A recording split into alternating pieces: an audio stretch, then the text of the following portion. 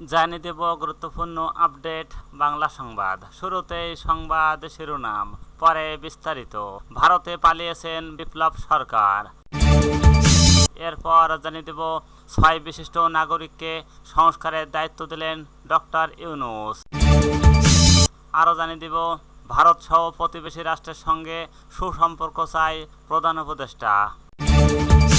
আরও জানিয়ে দেব ময়মনসিংহে রওশন এরশাদের নামে মামলা। সর্বশেষ জানিয়ে দেব 1 মাসে 198 অতি গুরুত্বপূর্ণ সিদ্ধান্ত নেওয়া হয়েছে ডক্টর ইউনূস।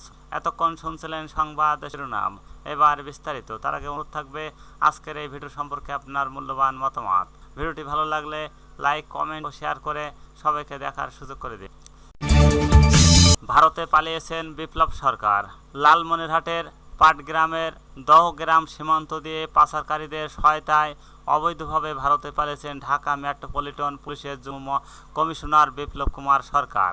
পাটগ্রাম থানা পুলিশ ও স্থানীয়রা জানান, দহগ্রাম ইউনিয়নের ডাঙ্গাপাড়া ওলেরপাড়ার এলাকার পাচারকারী শুভ ও পুলিশ কর্মকর্তা বিপ্লব কুমারের পালিয়ে যাওয়ার বিষয়টি স্বীকার করেছেন। জানা যায়, মঙ্গলবার 10 সেপ্টেম্বর রাতে কোনো এক আলোচিত পুলিশ কর্মকর্তা বিপ্লব কুমার ভারতে ঢোকেন। পাচারকারীদের এই সংক্রান্ত কয়েকটি কথোপকথনের অডিও রেকর্ড সামাজিক যোগাযোগ মাধ্যমে ছড়িয়ে পড়েছে। এই নিয়ে জেলা জুড়ে তুমুল আলোচনা ও গুঞ্জনের সৃষ্টি হয়েছে। এই ঘটনায় সন্দেহভাজন হিসেবে পাটগ্রাম ব্যাংক ও ব্যাংকের ব্যবস্থাপক পঙ্কজ কুমার মদন নামে এক ব্যক্তিকে মঙ্গলবার রাতে 9টার দিকে স্থানীয়রা আটক করেন। পরে তাকে পাটগ্রাম থানা পুলিশের কাছে হস্তান্তর করা হয়। তবে রাতভর তাকে পঙ্কজকে জিজ্ঞাসাবাদ করে নির্ভরযোগ্য কোনো তথ্য না পাওয়া যায়নি বলে জানিয়েছেন পাটগ্রাম থানার ওসি আবু সাইদ চৌধুরী। বিষয়টি স্পর্শকাতর হওয়া border guard Bangladesh B51 Rangpur ব্যাটালিয়নের ঊর্ধ্বতন কর্মকর্তারাও তা দেখছেন বলে জানা গেছে। 6 বিশিষ্ট নাগরিককে সংস্কারের দায়িত্ব দিলেন ডক্টর ইউনূস। রাষ্ট্রের গুরুত্বপূর্ণ 6টি প্রতিষ্ঠান ও সংস্থা সংস্কারের 6 বিশিষ্ট নাগরিককে দায়িত্ব দিয়েছেন অন্তর্বর্তী সরকারের প্রধান উপদেষ্টা অধ্যাপক ডক্টর মোহাম্মদ ইউনূস। বুধবার 11 সেপ্টেম্বর সন্ধ্যা 7:30টায় জাতির উদ্দেশ্যে ভাষণ তিনি এইসব জানান। ডক্টর মোহাম্মদ ইউনূস বলেন, নির্বাচন ব্যবস্থা সংস্কার কমিশনের প্রধান হিসেবে দায়িত্ব পালন করবেন ডক্টর বদিউল আলম মজুমদার। পুলিশ প্রশাসন সংস্কার কমিশনের প্রধান হিসেবে কাজ করবেন সরফরাজ চৌধুরী। বিচার বিভাগ সংস্কার কমিশনের প্রধান হিসেবে দায়িত্ব পালন করবেন বিচারপতি শাহ আবু নাইম মমিনুর রহমান। দুর্নীতি দমন সংস্কার কমিশনের প্রধান হিসেবে দায়িত্ব পালন করবেন ডক্টর তেখারুজ্জামান।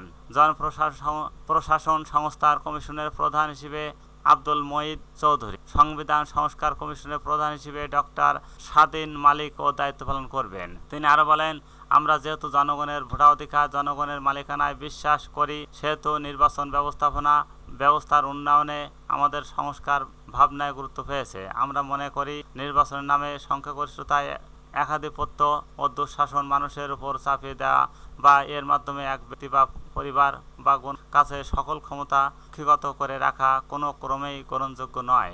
এইসব আশঙ্কা রোধ করার জন্য নির্বাচনের সঙ্গে সম্পর্কিত নির্বাচন সহ অন্যান্য প্রতিষ্ঠানগুলোর সংস্কারের কথা আমরা ভাবছি।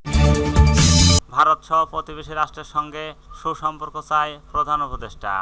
অন্তর্বর্তী সরকারের প্রধান উপদেষ্টা ডক্টর মোহাম্মদ ইউনূস বলছেন, অন্তর্বর্তী সরকার ভারত সহ প্রতিবেশী রাষ্ট্রের সঙ্গে সুসম্পর্ক চায়, তবে সেই সম্পর্ক ন্যায্যতা এবং সমতার ভিত্তিতে হওয়া কথা বুধবার 11 সেপ্টেম্বর অন্তর্বর্তী সরকার গঠনের 1 মাস উপলক্ষে সন্ধ্যা 7:30টায় প্রধান উপদেষ্টার কার্যালয় থেকে জাতির উদ্দেশ্যে দেওয়া ভাষণে কথা বলেন।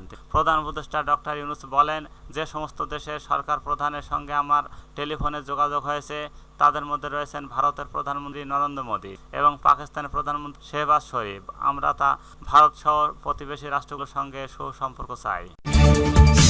ময়মনসিংহে রওশন এরশাদের নামে মামলা।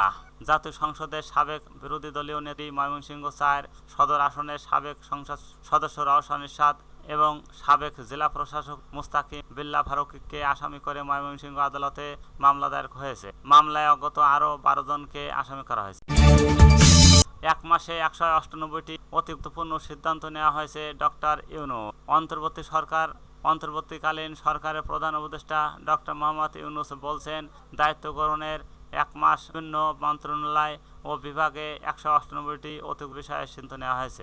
আজ বুধবার সন্ধ্যা 7:30টায় জাতির উদ্দেশ্যে দেওয়া ভাষণে এসব কথা বলেন প্রধান উপদেষ্টা প্রফেসর ডক্টর মোহাম্মদ।